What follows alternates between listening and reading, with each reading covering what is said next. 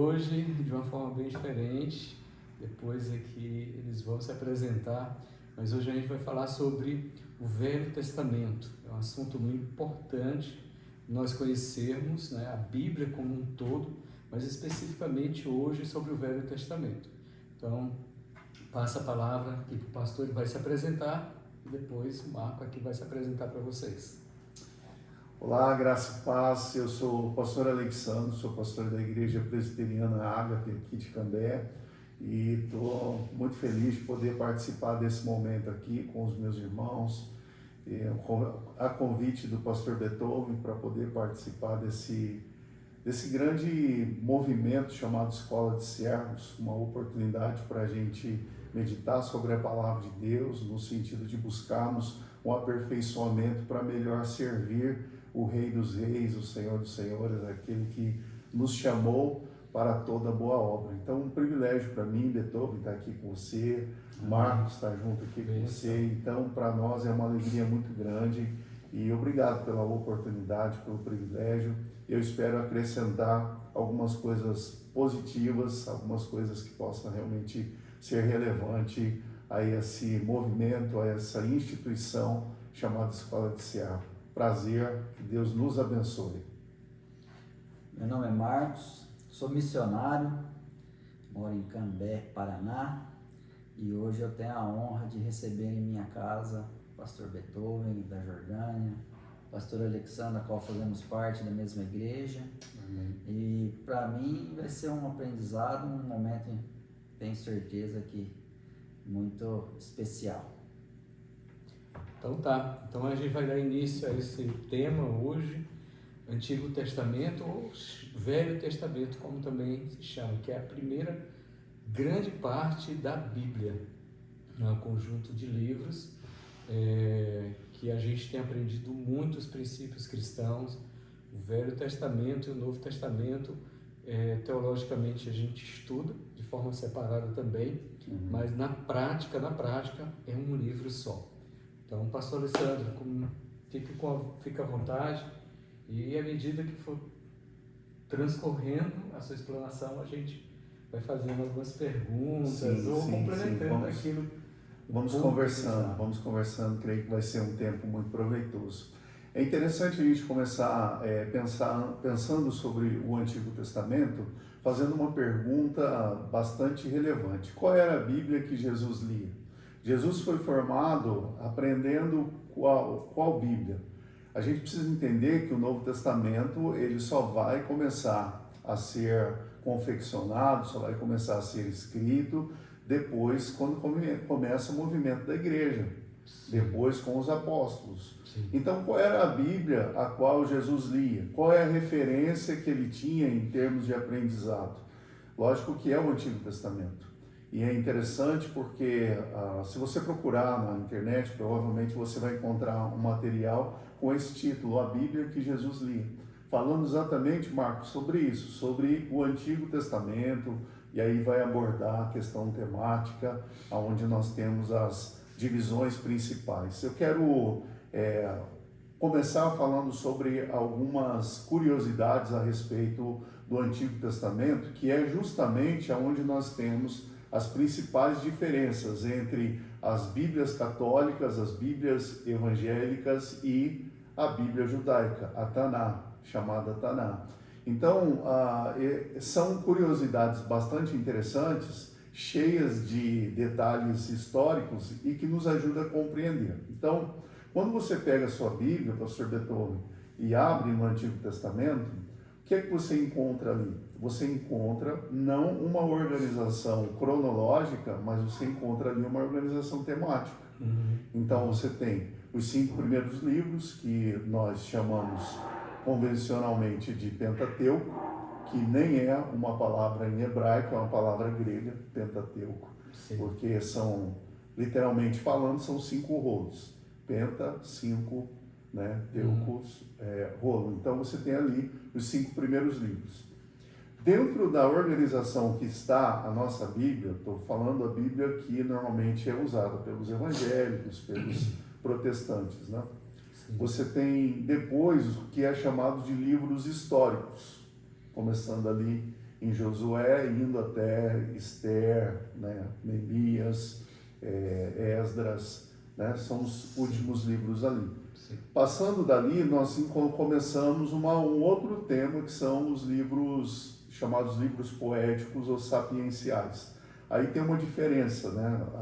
Livros poéticos, porque é escrito dentro da poesia hebraica, e é sapiencial, porque são livros de sabedoria, né? E fechando o Antigo Testamento, nós temos os profetas. Profetas chamados profetas maiores, porque os livros são maiores, e os profetas menores, já como a gente está falando aqui, porque os livros são menores, não por causa de importância, né? Mas, como eu estava dizendo, a gente tem uma diferença entre a organização da Bíblia hebraica, a organização da Bíblia evangélica e a organização da Bíblia católica. Na Bíblia católica nós temos alguns livros a mais, porque essa Bíblia, a tradução dela foi feita de uma tradução grega. Então, vamos pegar assim para ele ficar bem didático, para a gente poder compreender. Então, você tem a Bíblia judaica, a Taná. Ela foi, na época de Alexandre o Grande, o imperador macedônio, ele organizou uma grande biblioteca, inclusive leva o nome dele, Alexandria, e na cidade de Alexandria.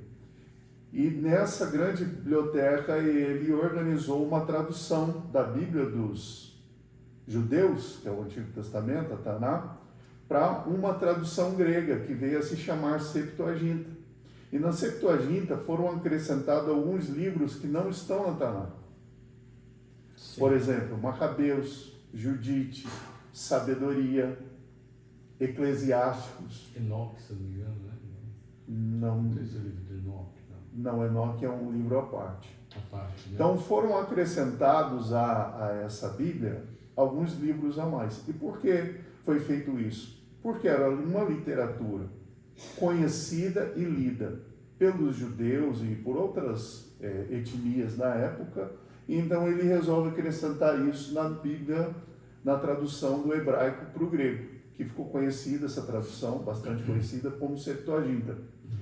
São Jerônimo, que é quem fez a tradução do Antigo Testamento para o latim, ele usa qual tradução? Ele usa a Septuaginta. Então ele faz a tradução do grego para o latim. E a Bíblia que os católicos normalmente usam é uma tradução em português ou em qualquer outra língua, com base na tradução de São Jerônimo. Por isso nós temos essa diferença de livros. Sim. Tendo mais livros na Bíblia que os nossos queridos católicos usam. A Bíblia do Ataná e a Bíblia, o Antigo Testamento que nós temos na nossa tradução da Bíblia, nós temos 39 livros. A Bíblia dos judeus tem 3 seções, que vai computar 24 grupos de livros, 24 livros. Porque alguns livros que nós temos, por exemplo, 1 Samuel e 2 Samuel, na nossa Bíblia está desse jeito, mas na Bíblia judaica só tem Samuel. Nós temos 1 Crônicas, 2 Crônicas. Na Bíblia judaica é o livro de Crônicas. E os 12 livros dos profetas menores é um grupo. Entendi. Então, existem essas diferenças. Eu estou só falando sobre isso para que a gente entenda, é uma curiosidade, mas vale a pena a gente pensar um pouco sobre essas questões, para que a gente, talvez muitas pessoas tinham dúvida a respeito disso e a gente está tendo a oportunidade de sanar essa dúvida e entender por que tem essa diferença em termos de número de livros. Sim, perfeito, perfeito. Alguma questão até aqui que vocês queiram levantar para a gente conversar ou a gente pode seguir? Eu acho que é interessante, pastor, assim, se o senhor puder falar um pouquinho mais dessas questões. Uma das perguntas que a gente tem muito na escola de Sé quando a gente está falando de Bíblia, né? Às vezes eu faço alguma live, convido algum pastor a gente falar sobre Bíblia, bibliologia e tal. E uma das perguntas que eu vejo mais nas lives é quando o pessoal fala, mas esses livros que estão na Bíblia católica, eles são livros confiáveis ou não? Eu acho que talvez a palavra não seja confiável. A palavra é inspirado. Entendi. Porque assim, confiável leva você a fazer outras perguntas, não é essa a questão. Por exemplo, esses livros são confiáveis porque foram escritos por essas pessoas mesmo? Foram. São confiáveis porque são livros judaicos mesmo? São. Então não é uma questão de ser ou não confiável, a questão é doutrina? Tem autoridade inspirativa para ser um livro doutrinário ou não? Não.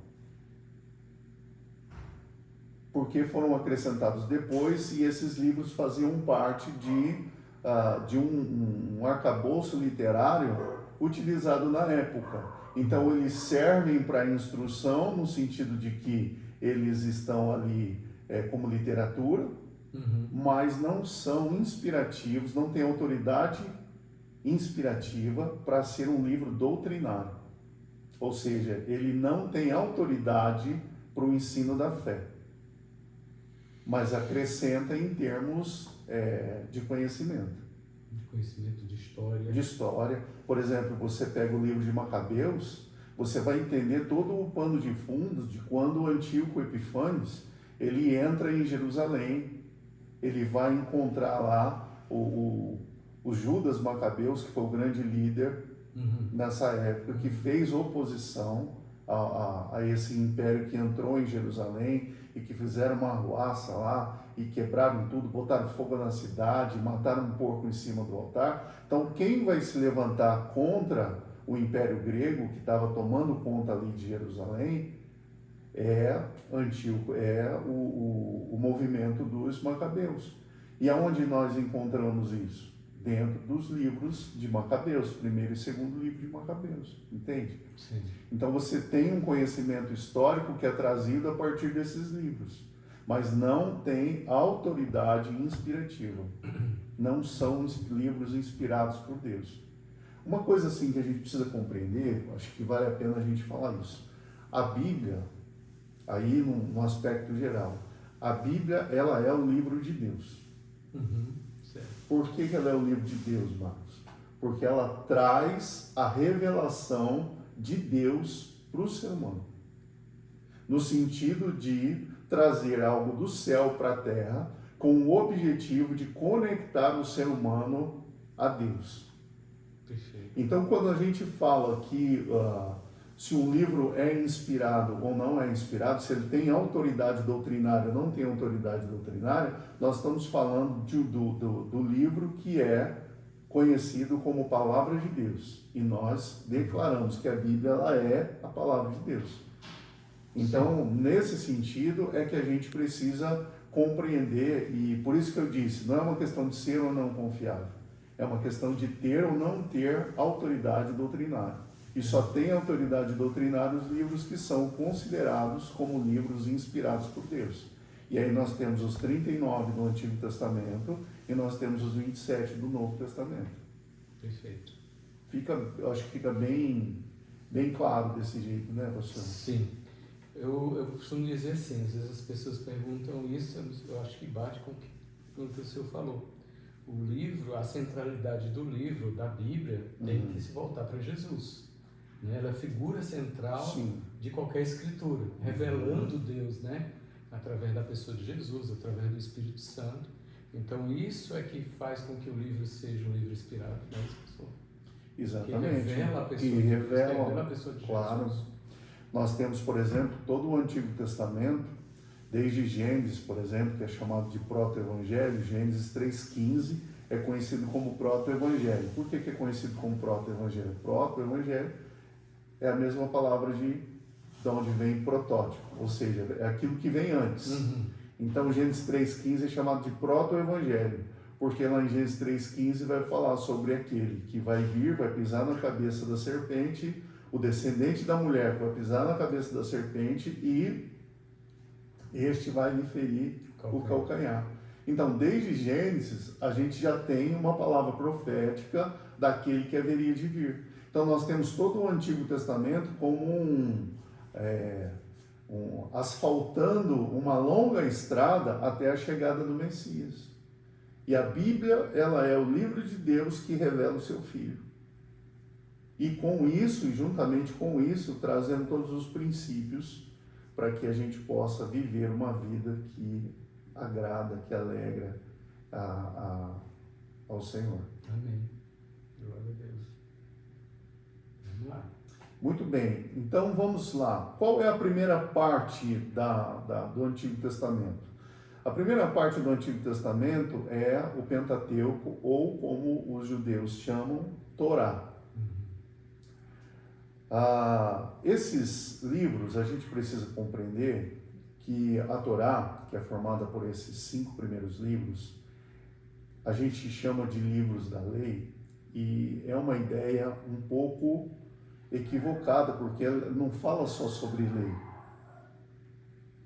Gênesis, onde é que está? A gente tem as leis, mas lá em Êxodo, por exemplo, Êxodo 20, que tem o decálogo ali, que fala sobre, que apresenta os 10 mandamentos. A gente tem as leis cerimoniais lá em Levítico, Nós temos os discursos de Moisés lá em Deuteronômio, Mas não fala só sobre lei. Por quê? A ideia da Torá não é só apresentar para a gente um documento legal, ou seja, um documento de leis, mas a ideia da Torá é trazer para a gente um ensino.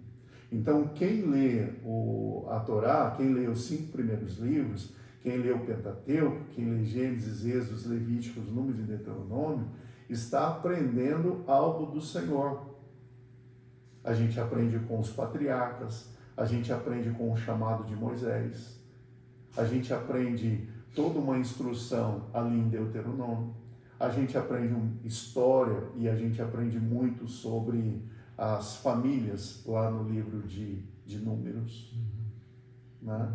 Então, em Gênesis, o que a gente tem? A gente tem a criação, a gente tem os patriarcas, a gente tem ali Deus firmando a sua aliança com Abraão, o que vai perdurar por todo o Antigo Testamento. E quando, lá no Novo Testamento, Mateus e Lucas, quando vai discorrer sobre a genealogia de Jesus, vai falar sobre Abraão e vai falar sobre toda a descendência até a chegada de Jesus, o Messias. Em Êxodo, a gente vai falar sobre a libertação, sobre o recebimento das leis nos sinais. Levítico, como a gente estava falando, nós temos as leis cerimoniais, que fala sobre a pureza, que fala sobre o sacrifício, que fala sobre o sacerdócio. Nós temos Números, que fala sobre a jornada no deserto, mas também vai falar sobre a rebelião do povo que está caminhando pelo deserto. Nós temos Deuteronômio, que vai fazer uma reafirmação da lei antes da entrada em Canaã.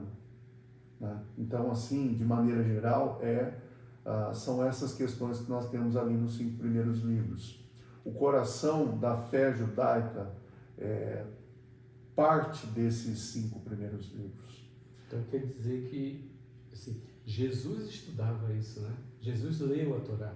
Jesus aprendeu a Torá. Leu, estudou, Deuteronômio. Sim. E a referência para a igreja também foi o Antigo Testamento. O Antigo Testamento não foi descartado com a encarnação, com o nascimento de Jesus, com o seu ministério, sua morte e a sua ressurreição. Pelo contrário, quantas citações Paulo faz no Antigo Testamento? Sim. O próprio Senhor, ele diz assim, nunca leste nas Escrituras? E citava Isaías, Exatamente. Citava os Salmos. Com certeza. Eu acho que você está fazendo uma referência lá no caminho de Emaús. Também. Porque... Sim, que ele começa a recorrer dele desde o início. Jesus chega para os discípulos que estão ali, Aqueles dois. Tremendo. Estivemos lá com Miguel, senhor, Foi, pois é. No caminho de Emaús. Sim. Olha que lindo isso. Nossa, é sobrenatural. Ah, mas aí eu estou ficando chateado agora com Foi vocês lembrar, contando por caminhos que eu ainda não trilhei. Ainda. Amém.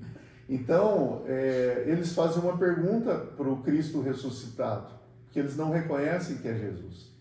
E aí envolve até uma questão doutrinária, né, que é a questão do corpo transformado, né? Sim. No Senhor nós vamos ter um corpo transformado. E eles não reconhecem que é Jesus e Jesus pergunta para eles, mas por que vocês estão tristes? E eles dizem, ó, você é o único que mora aqui na região que não sabe o que aconteceu? E aí Jesus vai começar a ministrar para eles e entra essa questão que você levantou. Não ouvistes o que foi dito, né? Pela lei, pelos profetas, pelos escritos. Exato. Né? Justamente. Tremendo. Agora, eu gostaria de fazer um comentário aqui, Marcos, que eu acho que muitas das vezes nós passamos batido nisso, pastor Bertolo, porque como a gente tem uma Bíblia encadernada, e hoje tem Bíblia para todo o segmento, né? Você tem a Bíblia do homem, tem a Bíblia da mulher, tem a Bíblia do empresário, Da criança. você tem a Bíblia da criança, tem a Bíblia para todo o segmento, né? Então, a gente acha que a Bíblia, ela já nasceu, ela já apareceu encadernada para a gente, Sim. escrita Sociedade Bíblica do Brasil. Aham. Mas é óbvio que não. Nós estamos falando de milênios de construção. Dizem que a Bíblia toda demorou cerca de 1.600 anos para que pudesse ser composta, Antigo e o Novo Testamento. Então, a gente está falando de um processo, eu acho que a palavra que define bem isso é um processo, onde começou sem escrita. A Bíblia não começou escrita, a Bíblia começou na sua forma oral. Então, um dia, pela graça de Deus, o Senhor levantou aquilo que nós acabamos por ver de maneira muito pejorativa, o escriba. Porque lá no Novo Testamento eles estão sempre arrumando uma confusão com Jesus, né? Sim. Mas eles têm uma função extremamente importante na história da salvação. Porque eles são aqueles que registram os grandes eventos da salvação, foram eles que registraram. Eu sei que aí tem uma questão bastante polêmica, mas não foi Moisés que escreveu o Pentateuco? Uhum. Agora você imagina como que Moisés ia escrever o Pentateuco, andando pelo deserto. Sim. E quantos rolos tem só o Pentateuco? Eu não sei mensurar para você quantos rolos teria só o Pentateuco. Mas seria um processo muito delicado, Moisés tendo que administrar o povo, Moisés tendo que julgar as causas do povo e Moisés escrevendo o Pentateuco. Sim. Então, essa para mim, particularmente, é um ponto bem tranquilo de administrar. Eu sei que para algumas pessoas elas têm dificuldade. Não, tem que ser Moisés o autor do Pentateuco.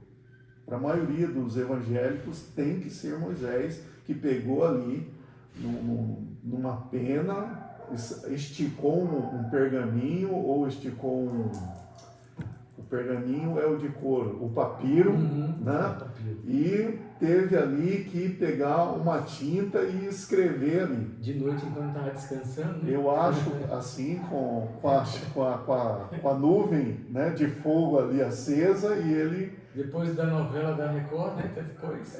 Talvez. Para ficar mais fácil, para relembrar, né? Então, a função dos escribas, dentro do Antigo Testamento principalmente, é extremamente importante porque eles é que vão registrar. A gente vê isso com Jeremias, né? Baruque redigindo para Jeremias. Mas a gente tem isso no Antigo Testamento todo. A gente tem isso, né? Porque o que se tinha era o registro oral, as histórias eram passadas de pai para filho, eram passadas de geração para geração, e isso, para que não se perdesse, teria que ser registrado. E no decorrer da história do Antigo Testamento, isso vai sendo registrado. O fato de Moisés não pegar numa pena e escrever no papiro não quer dizer que ele não tenha autoria nas histórias. Sim. Não quer dizer que ele não tenha a vivência do que foi escrito. Eu te pergunto, pastor, Moisés viveu na época de Abraão? Não. Ele é centenas de anos depois de Abraão. Então quem é que registra a história de Abraão, de Jacó, de Isaac, Sim, não é? de Noé, do Enoque que você falou? Quem é que registra isso? Então nós temos no Antigo Testamento a figura do escriba como sendo uma função extremamente importante, como aquele que vai registrar os eventos históricos. E isso não tira a autoridade de quem foi Moisés, isso não tira a autoridade do chamamento de Deus, a vivência da libertação do Êxodo. Sim. Entende? Sim. Então, para mim, particularmente, isso é um ponto bem tranquilo de administrar, porque nós não dependemos a nossa fé não depende de quem escreveu, a nossa fé está fundamentada no que está escrito. Sim. Eu acho que isso, para mim, particularmente, é mais importante. Perfeito. Ah, foi esse autor ou não foi? Para mim, a Bíblia é a palavra de Deus. E como palavra de Deus, é o que está escrito que vai fundamentar e vai direcionar a minha fé. Perfeito. O Antigo Testamento é a base para o cumprimento da aliança entre Deus e Israel, porque ele vai documentar isso e vai descrever como isso aconteceu. Seguido rigorosamente pelos judeus rabínicos. O que significa isso? Ou seja, você não tem apenas um livro de fé, mas você tem um povo da fé. Isso faz diferença. E é Sim. essa fé que vai perdurar os anos. O templo foi destruído, mas a fé não. Sim. O povo foi perseguido, houve os exílios, tanto o exílio do Reino do Norte como o exílio do Reino do Sul. Na sua leitura devocional, você passou por todo o Antigo Testamento. Então, Sim. os irmãos que acompanharam a leitura viu que chegou um determinado momento depois do reinado de Salomão que o reino se dissolveu, Sim. ou melhor, se dissolveu não, se dividiu, tendo o reino do norte, chamado Israel, e o reino do sul, chamado Judá, Sim. liderado por Jeroboão e liderado o reino do sul por Roboão. Mas a fé permaneceu. Quando os judeus, o reino do sul, foram levados pelos babilônicos, o povo foi levado, o povo foi escravizado, o povo sofreu, mas a fé permaneceu. E por que a fé permanece? Porque a fé dos judeus está fundamentada sobre as Escrituras. Então, ter este livro como livro inspirado por Deus traz para A nós fé vem pelo ouvir e ouvir a palavra de ouvir Deus. a palavra de Deus. E essa palavra de Deus, ela é ouvida porque ela é proclamada, mas ela também é vista porque ela pode ser lida. Quando o templo é destruído, começou na época de Neemias, Esdras, Neemias, eles começaram a criar as sinagogas. Não havia o templo, mas havia um lugar onde eles iriam continuar lendo a palavra de Deus. E é por isso que a palavra de Deus não se perde, porque ela é um registro escrito e ela é um registro vivido em termos de leitura, de livro de fé, de busca por aqueles que são chamados por Deus a viverem essa fé. Há um outro detalhe que eu gostaria de trabalhar. Nós chamamos de livros históricos a partir de Josué, porque conta, de certa maneira, a história, foca na história, né? Josué, Ruth, Juízes, os livros de Samuel, Reis, Sim. Crônicas, Esdras, Neemias, Neemias, Esther, são livros que vão, de alguma maneira, focar, são livros narrativos que vão focar em história. Mas para os judeus, eles entendem que esses livros fazem parte do que eles chamam de profetas anteriores, e os profetas, os livros proféticos que são escritos, são chamados de profetas posteriores. Então, Josué, Juízes, Samuel e Reis são conhecidos e entendidos como profetas anteriores, porque eles são chamados por Deus para guardar uma aliança e para contar a história dessa aliança. Interessante. Então, por isso são chamados de profetas anteriores. A conversa que a gente está tendo aqui, pastor Beethoven, ela é uma conversa, ela, no sentido assim, bem geral, assim, para que a gente possa entrar nesse universo que a gente está conversando aqui. Então, vocês me perdoem se a gente não está aprofundando os temas, mas é mesmo uma visão panorâmica do que é o Antigo Testamento, fazendo uma conexão entre a cultura judaica e a cultura cristã. Perfeito. Né? Perfeito. E esses livros, que são chamados de profetas anteriores e profetas posteriores e profetas menores, eles são, dentro da Bíblia hebraica, um bloco de livros chamados Nevim. Nevim, que é profetas. Sim. Então, a Bíblia judaica ela está dividida em 3 blocos. Você tem a Torá, que são os 5 primeiros livros. Você tem depois os Nevim, que são os livros proféticos. E depois você tem o Ketuvim, que são os livros sapienciais, os livros de sabedoria. Salmo, Provérbios. Exatamente. Então você tem essa divisão. Jó, que é um livro de sabedoria. Sim. Que particularmente é um dos livros que eu mais gosto da religião. É fantástico. O livro de Jó. Quando eu estava lendo o livro de Jó, eu falei, Senhor, me ajuda, porque aqui tem muitas questões, né? Assim, onde Jó passa, de embate com Deus. Eu falei, meu Deus, o que é que eu vou falar sobre isso aqui? É um livro fantástico, muito profundo. Quem sabe você, numa conversa com o Miguel, num dia desses que Deus promover um encontro de vocês possam conversar sobre o livro de Jó, porque tem uma particularidade muito interessante em Jó. Ótimo. Que a primeira parte, ou seja, o primeiro capítulo de Jó, é uma escrita discursiva. E o último capítulo também. E o que está entre o capítulo 1 e o capítulo 42 é poesia. Poesia hebraica. Todo o registro nesse período é de poesia hebraica. E por isso, talvez, eles colocaram o livro de Jó entre os livros poéticos, chamados livros poéticos para nós, né? Interessante. Porque a Ketuvim, que é o grupo desses livros, é chamado de escritos.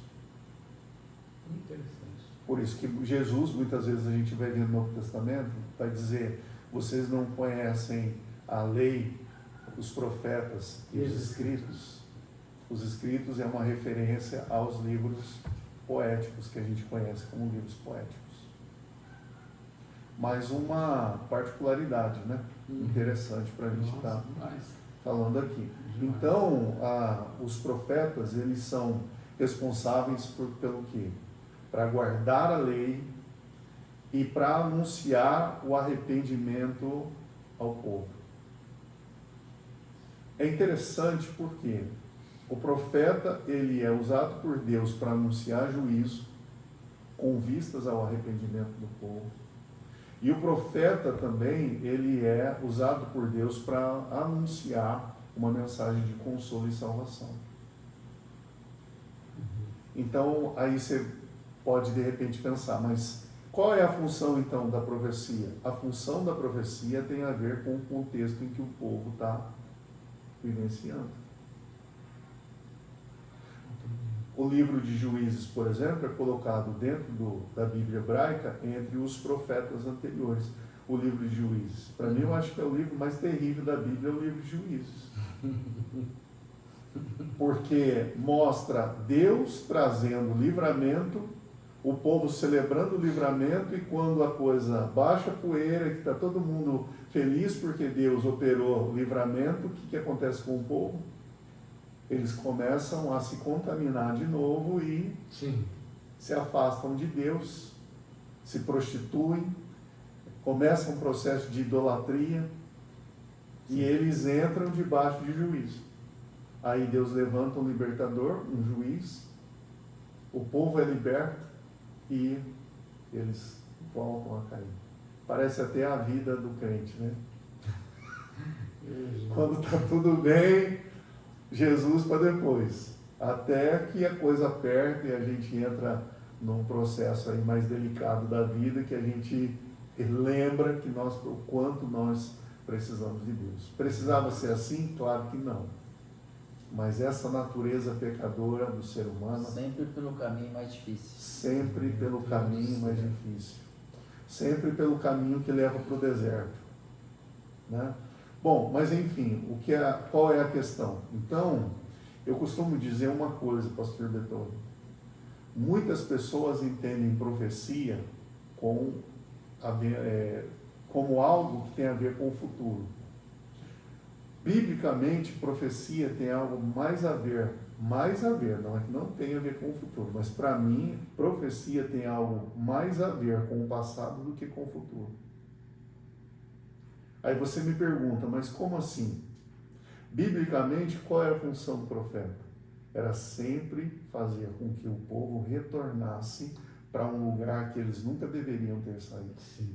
Então o profeta está sempre chamando, o chamamento profético é sempre para a aliança. Né? E restaurar ali, como você falou, a aliança com o Senhor. Né? Ou seja, então é sempre um caminho de volta.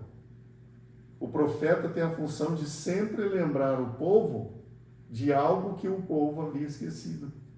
Por isso que, biblicamente falando, profecia tem mais a ver com o passado do que com o futuro. Porque o povo que está caminhando agora, ele está caminhando para longe do Senhor, ele está se afastando das leis de Deus, porque ele é tomado pelos seus próprios desejos e paixões, então ele vai fazer um processo de afastamento do Senhor e ele entra em juízo.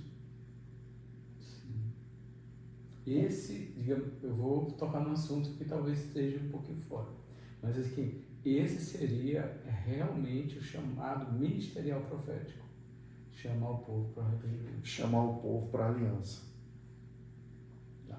É a ênfase do ministério profético. Ao passo que também fazer com que o povo não se esqueça da aliança por causa dos tempos difíceis. Tá. Entende? Entendi. Porque às vezes o estreito está tão difícil que o povo acaba esmorecendo na fé.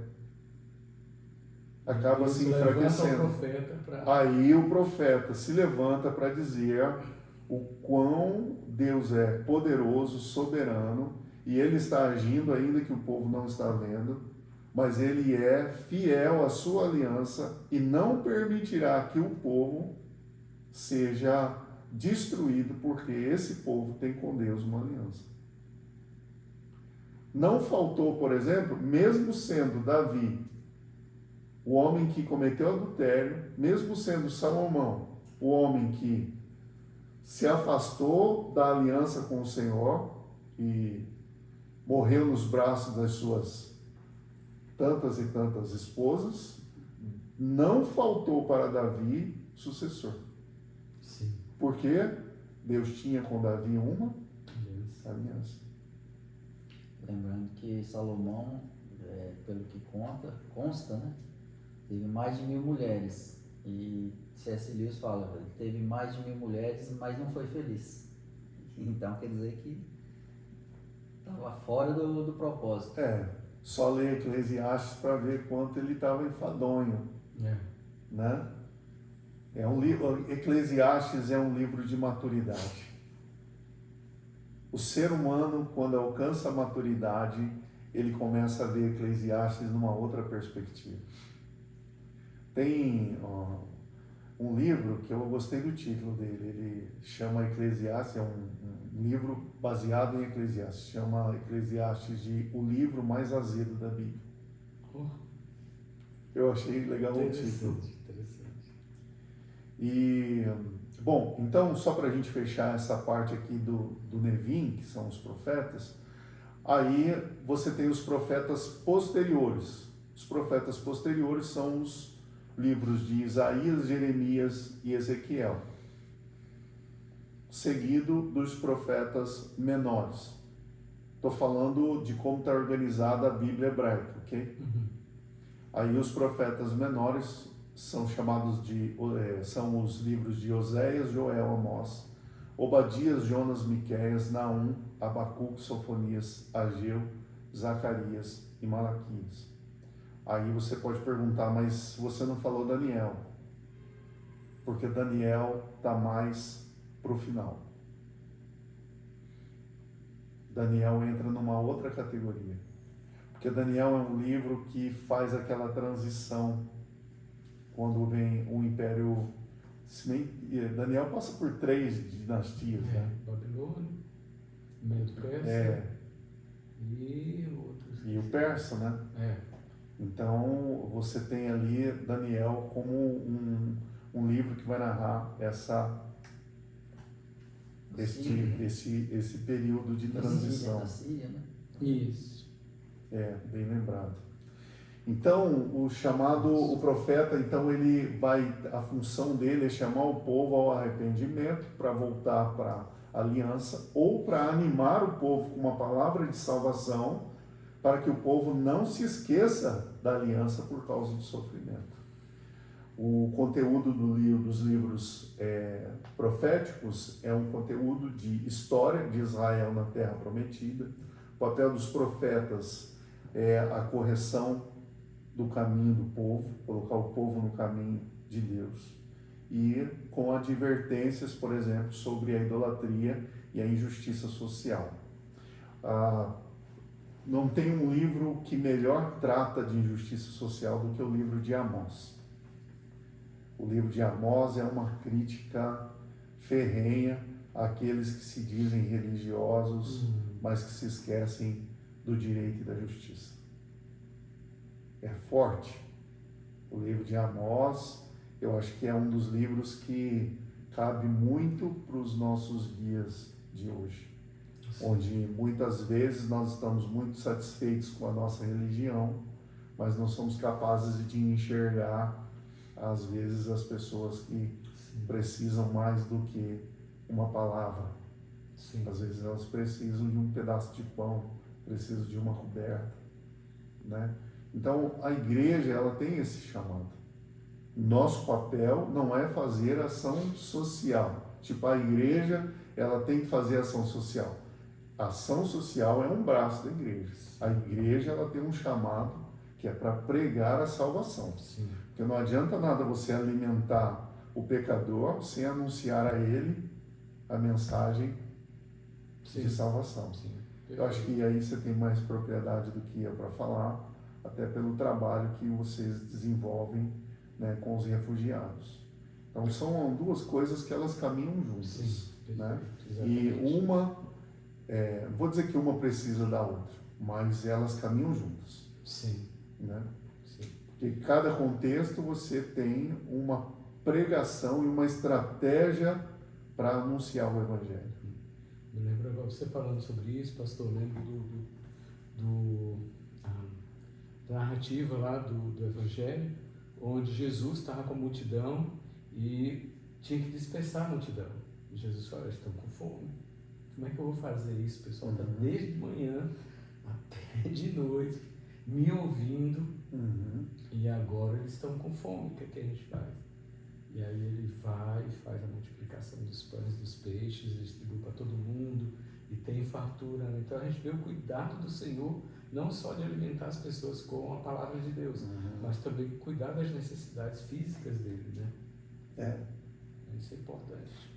Mas eu gosto de enfatizar isso, sabe, pastor doutor? Mas isso não substitui a pregação da salvação. Claro. Isso não substitui o anúncio do Evangelho. Eu estou dizendo isso Porque eu passei por uma escola teológica onde se enfatizava muito a justiça social, mas se perdia muito dos critérios espirituais, que é a famosa teologia da libertação. Então, a teologia da libertação, ela se preocupa muito no social, mas acaba se perdendo no que diz respeito à mensagem do Evangelho e à conduta do Evangelho. Sim. Sim. E esse é o perigo da gente ou espiritualizar demais, ou socializar demais. Sim. Né? Então, a igreja ela tem uma missão, a missão dela é pregar o Evangelho. Sim. E pregando o Evangelho, ela vai fazer o que Jesus fez. Jesus curou, não curou? Como você disse, Jesus multiplicou os pães, não multiplicou? Sim, mas Jesus morreu na cruz. Então, a nossa pregação é a cruz. Sim. E junto com isso, nós vamos fazendo aquilo que temos a oportunidade de fazer dentro da necessidade que precisa ser feita. Perfeito. Eu acho que vale a pena essa observação. Perfeito. Né? Perfeito. Então, qual é a importância, por exemplo, dos profetas? Mostra a fidelidade de Deus e sua justiça. Liga a lei de Moisés e as consequências da obediência ou da desobediência do povo. O profeta, então, é aquele que vai se levantar e vai dizer para o povo, olha, vai vir juízo sobre vocês, ou vocês estão padecendo porque vocês não honraram a lei, a aliança com o Senhor. Então, vocês estão debaixo de juízo. Só que o mesmo profeta que anuncia juízo, dá ao povo a oportunidade do arrependimento. Porque, lembra de Jonas? Qual era a palavra de Jonas para Nínive? Arrependimento. Não, vocês vão ser destruídos. Nínive vai ser destruído em 3 dias. Ele não foi lá para pregar, olha, vocês se arrependam porque Deus vai salvar vocês. Não, mesmo porque Jonas nem queria ir. Sim. Vocês lembram disso? Sim. E olha que a mensagem que ele foi pregar foi, vocês vão ser destruídos. Mas ele tinha medo de pregar isso porque ele falou para Deus, falando assim, eu vou lá, vou falar isso e o povo se arrepende e o Senhor perdoa eles. E eu não quero que o Senhor, em outras palavras, eu não quero que o Senhor perdoe eles. Eu quero mesmo que caia fogo do céu e esse povo seja Acaba com tudo. totalmente destruído. E quando ele vai lá e anuncia juízo, o livro de Jonas mostra que o povo se arrepende com sinceridade, desde as mais altas autoridades até os mais simples. Eles põem roupa de saco, que era uma representação do arrependimento, eles jogam cinza na cabeça e Deus perdoa eles. E Jonas fica chateado. Ele entra em crise, né? Ele entra em crise. Esse é um profeta muito complexo, eu acho, viu, pastor Beethoven? Missionário complexo esse Jonas, viu? Ele anuncia a palavra de Deus, o povo se converte e ele fica chateado. Eu entendo um pouquinho. Motivo para outro tipo de sentimento, né? Pois é. Eu entendo um pouquinho. Tá? Vamos continuar. Vamos continuar então. E aí a gente chega no Ketuvim, que são os escritos, que é uma reflexão sobre a vida e sobre a fé. É sobre isso que fala os livros que são chamados de livros poéticos ou livros de sabedoria. Né? Por exemplo, o livro de Provérbios não é um livro, é um livro com poesia hebraica, mas não é um livro poético como a gente concebe a ideia de poesia. É um livro de sabedoria. Sim. Né? Ele é escrito com poesia hebraica e qual é a característica da poesia hebraica? A poesia hebraica, ela em frases de 2 linhas, por exemplo, você tem ideias que se contrapõem, por exemplo, o justo e o ímpio. O que um recebe e o que o outro recebe. Você tem ideias que se complementam dentro desse escrito, né? Então, faça isso, porque fazendo isso vai acontecer isso, isso e isso. Ou você tem ideias que se repetem. Não as mesmas palavras, mas você tem uma ênfase do que acontece, né? Então, tipo assim, servir a Deus é bom. Servir a Deus é muito bom, né? Então, são ideias que se Você repetem. falou de Daniel, ele está aqui nesse contexto aí, né? Então, Daniel está nesse contexto porque existem aqui alguns livros que também dentro do contexto da Bíblia hebraica, tá?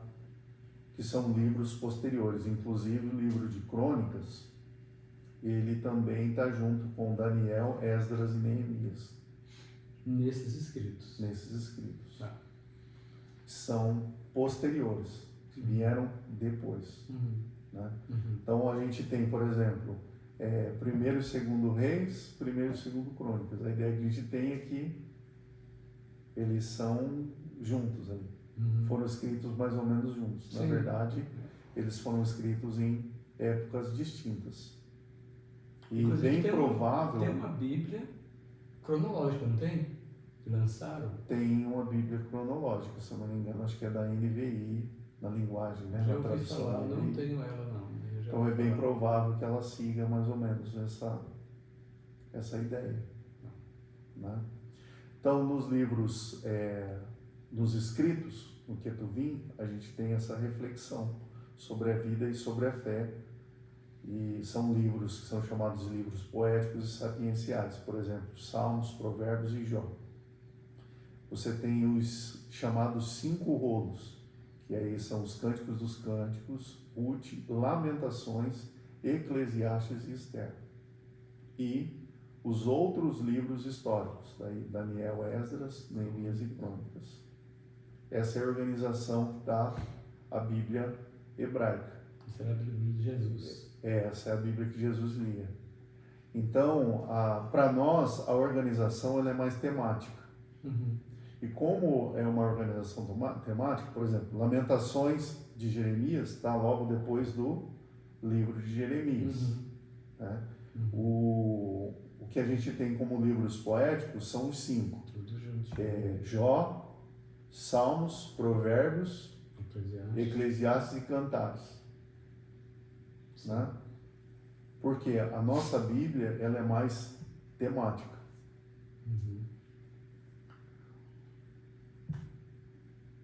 Uma observação. Hoje mesmo eu estava falando com uma pessoa e ela falou assim, é uma das coisas que eu sempre indico para as pessoas, né? Tá o novo convertido, ele começa a ler aquele livro. Né? Essa é uma pergunta que às vezes eu escuto, né? De alguém de novo convertido, de alguém que pergunta para mim, pastor, eu ganhei uma pessoa para Jesus, a gente está estudando a Bíblia, eu falo para ele começar por onde? Eu queria ouvir o Senhor nisso daí. Qual seria o primeiro livro que um novo convertido pegaria para poder ler e estudar? Bom, Novo Testamento, eu acho que isso é consenso. O novo convertido começa a Bíblia pelo Novo Testamento, até para poder aprender de Jesus. Aí você tem os 4 evangelhos. Dos 4, a minha indicação é Marcos. Muitos indicam João.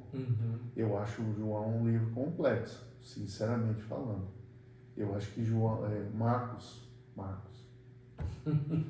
é um livro mais sucinto, é um livro mais prático e é um livro mais simples de ler e de compreender.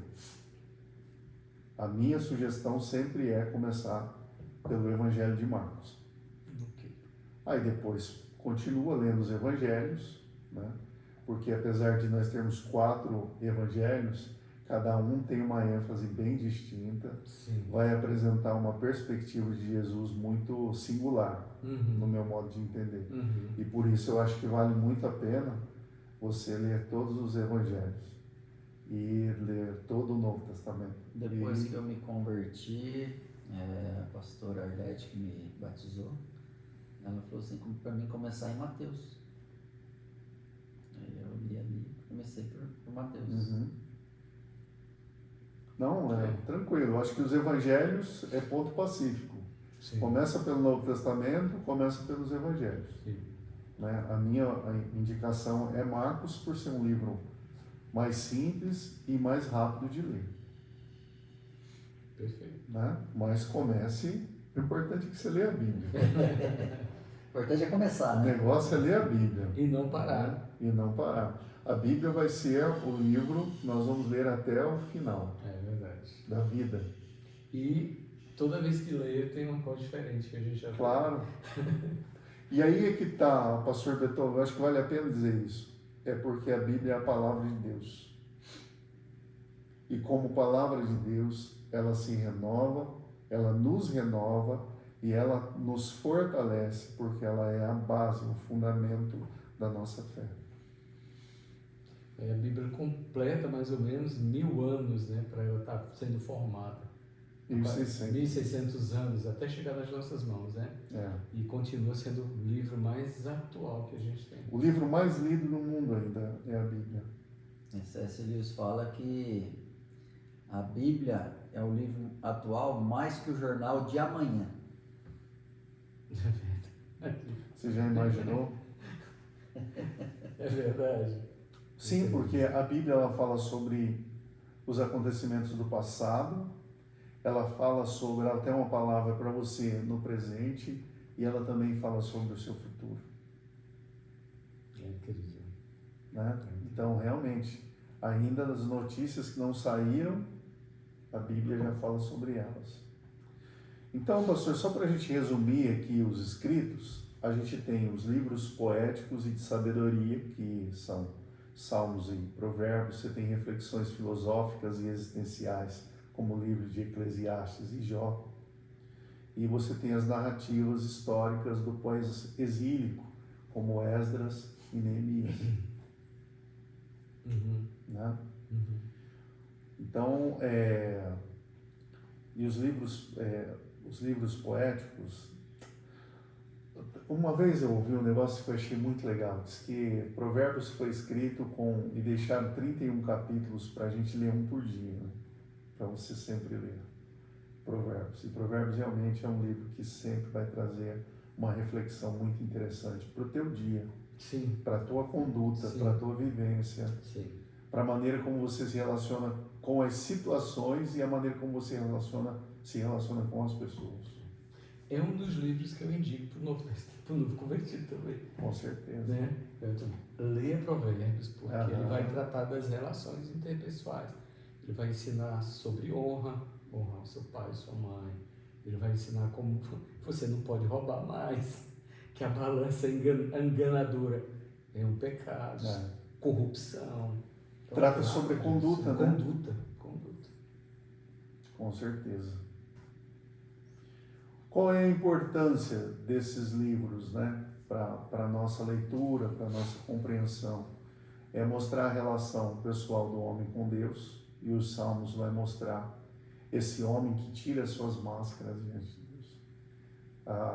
Se você não estiver preparado para ler determinados Salmos, você fica escandalizado, porque ele está rasgando a alma dele e ele está pedindo juízo. Ele falou assim, não, Deus, acaba com os ímpios.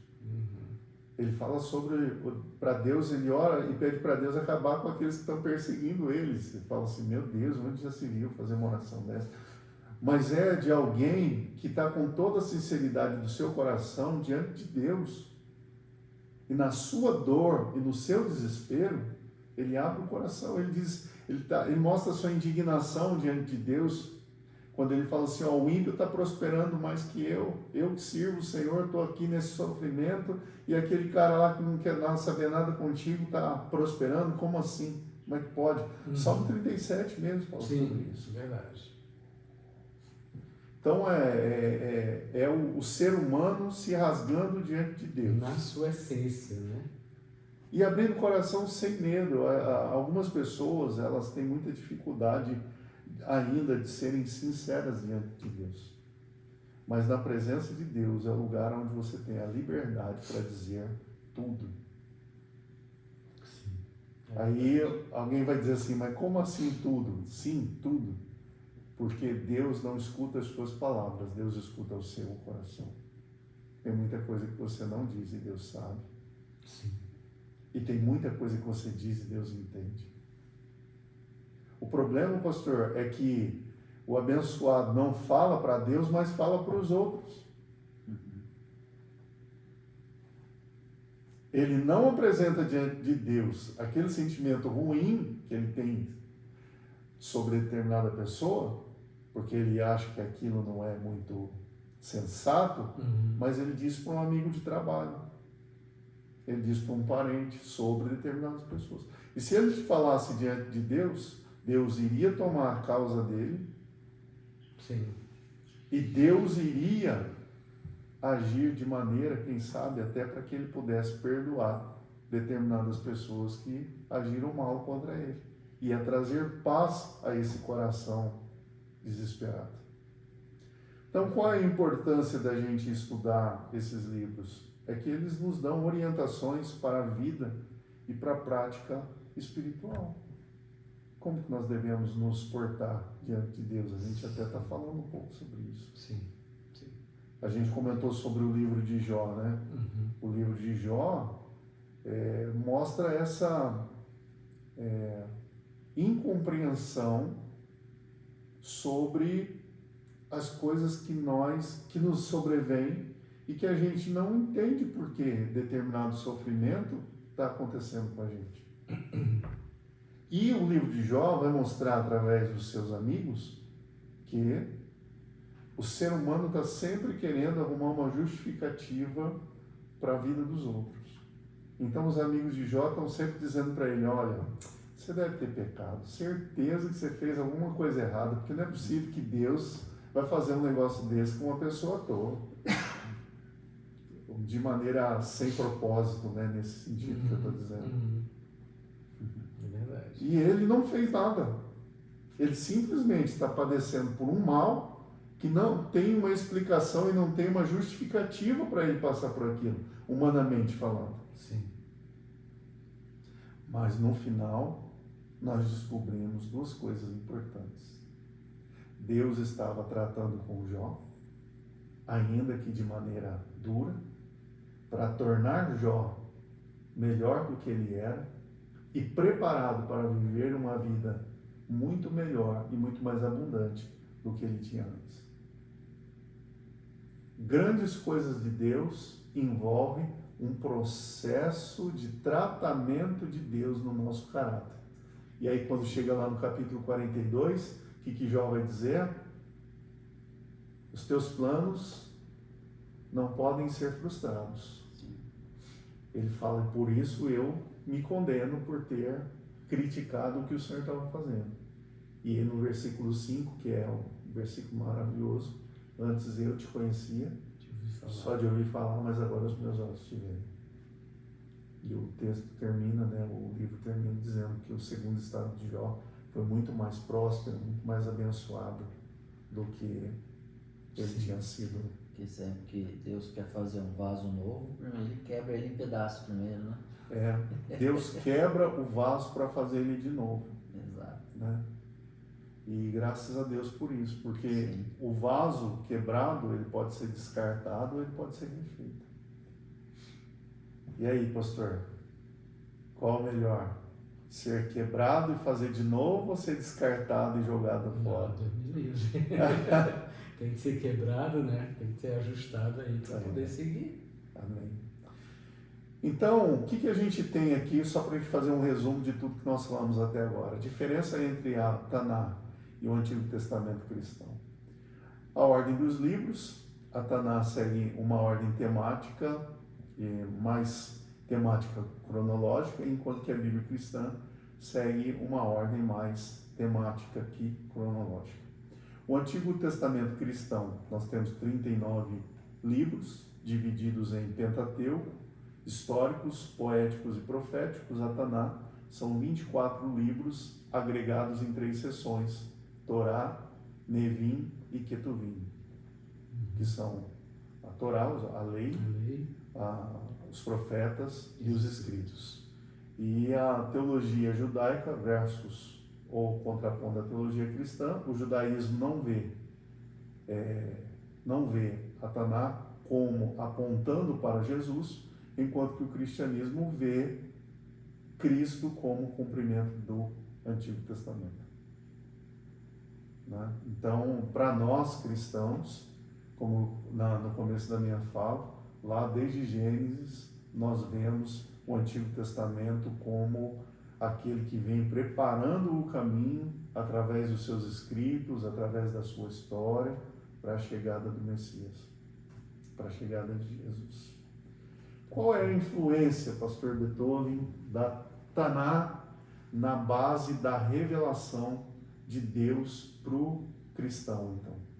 A Taná é a primeira parte da Bíblia cristã e revela a criação do mundo, o caráter de Deus e seu relacionamento com a humanidade. O cristianismo vê essa revelação como um fundamento para a vinda de Cristo. Então, o Antigo Testamento, para nós cristãos, ele é extremamente importante porque mostra o caráter de Deus, mostra os relatos da criação e mostra como é essa relação de Deus com o ser humano. Por exemplo, o Jardim do Éden, a criação. Desde lá, nós vemos que tipo de relacionamento Deus quer ter com o ser humano. Certo. Que é um relacionamento de comunhão, não é de julgo. Deus não se colocou como um patrão para o ser humano que ele havia criado. Tanto é que ele disse, criemos o homem com a nossa imagem, conforme a nossa semelhança. Sim. Né? Porque Deus queria ter com o ser humano um relacionamento. A ênfase do Senhor é isso, né? É relacionamento. E talvez nós precisamos urgentemente resgatar isso como cristãos no que diz respeito à salvação. Porque para muitos, Marcos, a salvação é simplesmente não ir para o inferno. Enquanto que, na verdade, a salvação, pastor Beethoven, é a restauração da paz com Deus. Onde nós passamos a ter, por conta dessa paz que é restaurada, um relacionamento com o Senhor. Sim, verdade. E muita gente ainda, nas nossas igrejas, vê que a salvação é apenas uma oportunidade de não ir para o inferno.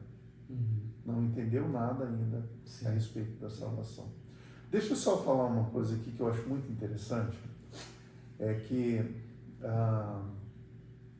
nós precisamos entender que Deus, quando fez o ser humano, deu a ele a liberdade de escolha. E eu ouvi algo, pastor Beethoven, você vai guardar no seu coração isso, que se o homem não tivesse a oportunidade de escolha, não existiria amor. A relação entre Deus e o ser humano é uma relação de amor. E não há amor onde não há escolha.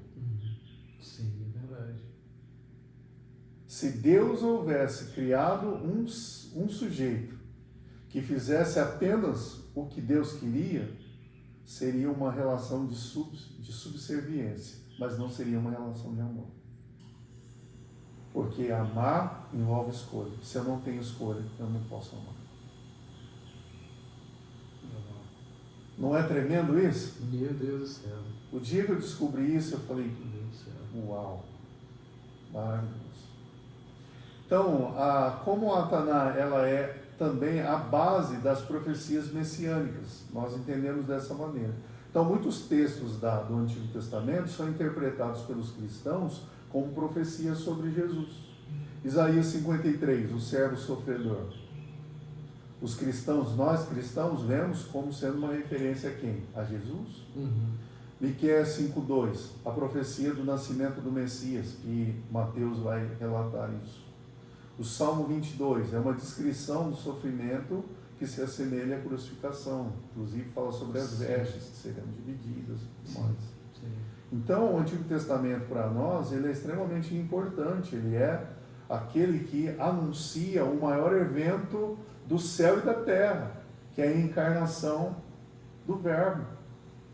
Jesus Cristo nasceu, Jesus Cristo serviu no seu ministério, Ele Jesus é a figura Cristo morreu. central, né? Ele é a figura central da Bíblia e da história, porque a história está dividida entre um antes e um depois de Jesus.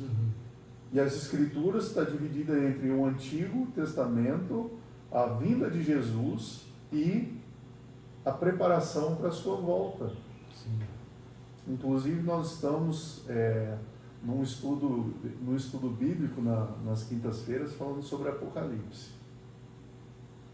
E é um livro interessante, não é, pastor? Meu Deus do céu, Apocalipse, cara. Então, com a graça de Deus, vai ser tremendo, vai ser bênção demais. Então, nós temos aqui, por exemplo, no Antigo Testamento, as leis. O que são as leis? As leis são princípios morais. Princípios morais. Quando Jesus, narrado lá no Evangelho de Mateus, fala sobre o sermão, anuncia o chamado Sermão da Montanha, sobre o que ele fala? Sobre as leis. Sim. E qual é a referência de Jesus ali? Os 10 mandamentos. As leis do Antigo Testamento. Então, os 10 mandamentos lá de Êxodo 20 e outros princípios da lei mosaica são fundamentais para a ética cristã. Jesus afirmou que não veio abolir a lei, mas ele veio para cumprir. E o próprio conceito de aliança, o Antigo Testamento, ele é básico para a gente poder entender o que é a aliança. Então, o Antigo Testamento apresenta diversas alianças de Deus com o seu povo. A abraâmica, a mosaica, a davídica, que são as principais, mas a própria aliança que ele fez com Noé, que você citou na nossa conversa hoje. Então, o cristianismo ensina que Jesus, ele estabelece uma nova aliança, cumprindo as anteriores. Agora, se você não conhece as anteriores, como é que você vai saber do que Jesus está falando? Então, é extremamente para o cristão conhecer o Antigo Testamento. Eu estou falando tudo isso aqui para motivar quem está nos assistindo, participando dessa aula, dessa conversa, a começar a ler o Antigo Testamento. É porque tem gente que não gosta. Então, não gosta porque diz que é uma leitura difícil, e eu não digo que não seja, mas é uma leitura desafiadora, porque você precisa aprender o Antigo Testamento. Para que você possa usufruir de todo o entendimento do Novo Testamento, você precisa ter um conhecimento básico do Antigo Testamento. E outra coisa que eu acho importante também, até para a gente estar fazendo essa leitura, a gente está na Escola do Servo, a gente está no livro de Jeremias, a gente já leu todo o Pentateuco, grande parte da Bíblia, já lemos o Novo Testamento também. E essa leitura, para mim, está sendo o meu devocional diário, né, pastor? E eu, nessa leitura que eu estou fazendo, estou aprendendo coisas que eu não aprendi. Estou vendo coisas que eu não tinha visto. E eu sempre costumo falar para as pessoas assim, olha, por exemplo, o livro de Levítico. Para a maioria das pessoas é muito difícil ler o livro de Levítico, né? E quando eu estava lendo, o Senhor começou a me mostrar detalhes do livro de Levítico que eu fazia correlação com os evangelhos. E ficou muito interessante.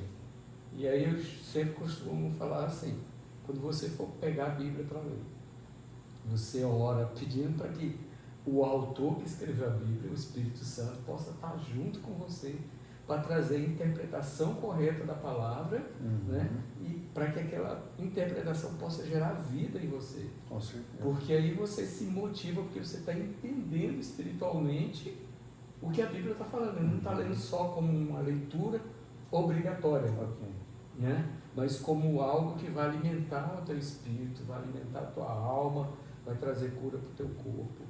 Então é muito importante, quando você for ler a palavra, estiver estudando a palavra, tem esse tempo de oração antes, pedindo para que o Espírito Santo venha te conduzir nessa leitura, trazer revelações. E lembrando disso, pastor, eu não sei quem foi o pregador que falou isso, mas eu li isso num livro há muito tempo atrás.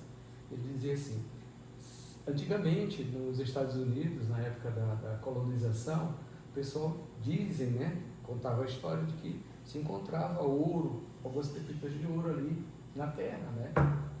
E o pessoal pegava algumas pepitas de ouro. Mas quem queria ficar rico de verdade tinha que cavar fundo para encontrar as grandes pepitas e tal. Ele falou a mesma coisa na Bíblia. Se você ler a Bíblia de forma natural, você vai encontrar uma coisinha ali ou outra, né? Mas se você cava fundo a palavra, se você entra realmente em Deus para compreender as Escrituras, você vai sair ali com grandes riquezas. Né? Então, sempre ter falado isso para o pessoal, quando eles estiverem lendo a Bíblia. É um tema interessante esse que você trouxe para nós, porque envolve aí uma gama de coisas nessa simples ilustração que você trouxe. Por que eu digo isso? Primeiro, a Bíblia é um livro espiritual.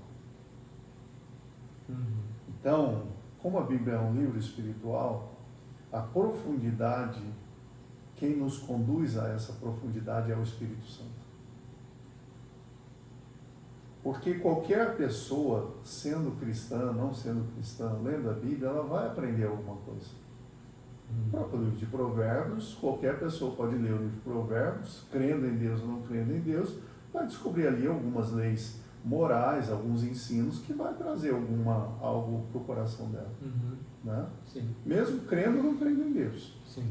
Porém, a Bíblia, como um livro espiritual, um livro divino, um livro teológico, ele nos convida a fazer essa leitura acompanhado, conduzido pelo Espírito Santo. Porque nós entendemos que a palavra de Deus é o quê? Ela é inspirada pelo Espírito Santo. E assim como ela foi inspirada pelo Espírito Santo, nós precisamos de iluminação do mesmo Espírito para que possamos compreender o que Deus tem de revelação para nós. Porque fora disso, eu vou ficar sempre à margem. Sim. Eu não mergulho, eu fico sempre à margem. Sim. Né? Então é importante isso. Por outro lado, é importante também que eu entenda que a Bíblia ela é um livro. E como livro, eu preciso compreender que tipo de literatura eu estou lendo. Porque você lê um Êxodo e lê um Evangelho, está lendo literaturas diferentes. É tudo Bíblia, não é? Sim. É tudo Bíblia, não é? Só que se eu vou ler o livro de Êxodo, eu preciso ter conhecimento histórico. Se eu vou ler, por exemplo, Eclesiastes ou vou ler Salmos, eu preciso ter um entendimento do que é uma poesia hebraica. Como eu faço a leitura desse texto? Para que eu possa absorver mais o que está sendo apresentado ali. Mas para ler a Bíblia eu preciso de tudo isso? Não, para ler a Bíblia você tem que ter fé, você tem que ter a companhia do Espírito Santo, é isso que você precisa. Agora, se você quer cavar mais profundo, se você está se preparando para não só absorver uma mensagem para você, mas para você ser um anunciador, de repente se tornar um pregador, um missionário, você precisa cavar mais fundo. E cavar mais fundo envolve estudar mais. Porque as pessoas às vezes elas confundem que pela Bíblia ser um livro que é revelação de Deus, não precisa estudar. Sim. E aí é que a gente discorda, porque é o contrário. São os dois extremos, né? Os dois extremos, justamente. Tem os dois extremos. Tem gente que acha que não precisa de espiritualidade para ler a Bíblia, e outros que acham que não precisa estudar para ler a Bíblia. Sim. São dois extremos, com certeza. Falando ainda sobre a questão do Antigo Testamento e a importância dele para nós temos os Salmos, que acabamos de citar aqui, que é um fundamento para a adoração cristã. Calvino, por exemplo, que é um dos grandes reformadores, ele, no entendimento dele, o louvor na igreja deveria ser sem instrumento musical e sempre deveria ser cantado os salmos. Porque o instrumento musical podia tirar o foco da adoração. Olhando nos dias de hoje, talvez, eu acho que ele tinha razão. Né? Assim como nós temos nos salmos orações, louvores, cânticos, que são uma inspiração para a nossa adoração ao Senhor. O contexto teológico, histórico-teológico de Jesus, né? Como é que a gente entende isso? Jesus, os apóstolos e os primeiros cristãos eram judeus e viam a Taná, ou seja, o Antigo Testamento, como escritura sagrada. Então, o Novo Testamento cita o Antigo Testamento centenas de vezes, mostrando sua autoridade contínuo para os cristãos. Ou seja, o Antigo Testamento não perdeu o seu valor para os primeiros cristãos. O Antigo Testamento não perdeu o seu valor para a igreja cristã. Sim. Então, fechando a nosso papo de hoje, eu digo para você o seguinte: o Antigo Testamento é o ponto de partida da teologia, da moral, da adoração e da visão profética do cristianismo, sendo essencial para entender o Novo Testamento e a missão de Jesus. Então, o Antigo Testamento é o ponto de partida do quê? Da teologia, da moral, da adoração e da visão profética do cristianismo, sendo, pastor Beethoven, Marcos, essencial, você que está nos assistindo, sendo essencial para entender o Novo Testamento e o propósito de Jesus ter vindo, sim, ter sido, vindo aqui na Terra como o Filho de Deus e cumprido a sua missão. Quando a gente abre mão do Antigo Testamento, fica um vácuo, porque a gente perde todo o pano de fundo histórico, a gente perde o contexto em que tudo isso aconteceu. Pastor Beethoven, para a nossa aula de hoje é só. Uau!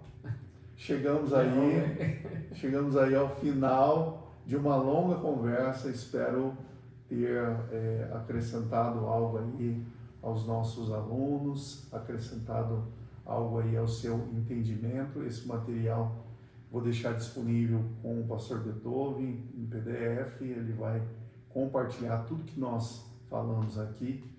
Vai estar disponível em PDF para todo mundo que quiser acessar, viu, pastor? Agora vocês entendem o tamanho do meu privilégio? Ter isso em casa?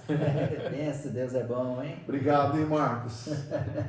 Você nos ajudar aí, nos preparar esse ambiente tão agradável para essa conversa de hoje à tarde sobre um assunto tão importante que é pensarmos sobre o Antigo Testamento. Né? Tá bom. Pastor, obrigado, viu? Obrigado eu pela oportunidade, pelo privilégio. Amém. Deus abençoe. Amém. Deus abençoe a Tilden, Deus abençoe a Escola de Servos, Deus abençoe o Marcos, a Cláudia, o Isaquim.